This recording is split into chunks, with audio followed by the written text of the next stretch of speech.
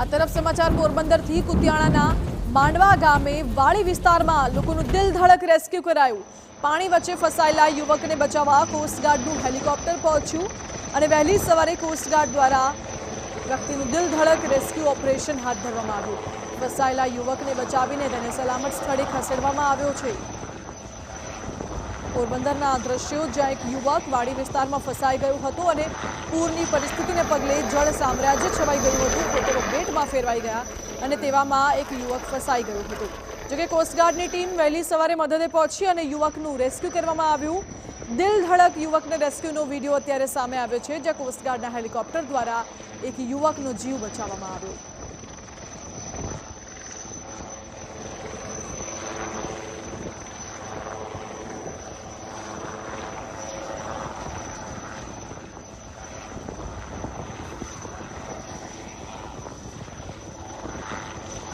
આ રેસ્ક્યુનો વિડીયો આપ જોઈ રહ્યા છો। વધુ જાણકારી આપી રહ્યા છો સંવાદદાતા હિતેશ। હિતેશ, એક યુવકનું રેસ્ક્યુ કરવામાં આવ્યું છે, આ વિડીયો ક્યાંનો છે અને શું છે માહિતી?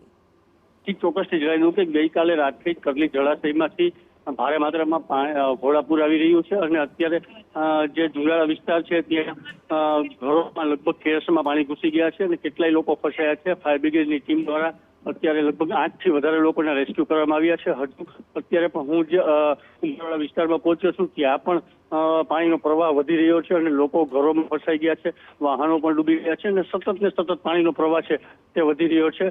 હજુ જો આવી જ રીતે પાણીનો પ્રવાહ વધતો રહેશે તો સાંજ સુધીમાં પોરબંદર શહેરની અંદર પણ પાણી આવી જશે, કારણ કે જે કુંભારવાડા, જુંડાળા અને ફાયર બ્રિગેડનો જે વિસ્તાર તે સંપૂર્ણ નીચાણવાળા વિસ્તારોમાં છે, ખાડી કાંઠાનો વિસ્તાર છે, એટલે જે કરલી જળાશયનું પાણી છે સમુદ્રમાં જવું જોઈએ ખાડીમાંથી થઈને, તે પાણીનો નિકાસ નહીં થવાના કારણે પોરબંદરની હાલત છે તે બગડી રહી છે। જી હિતેશ, આભાર આપનો। એટલે હાલ તો પોરબંદરમાં ભારે વરસાદને પગલે કુતિયાણાના માંડવા ગામમાં એક યુવક વાડી વિસ્તારમાં ફસાયો હતો। ભારે પાણી આવી જતા યુવક ફસાયો, પરંતુ તેનું રેસ્ક્યુ કરાયું।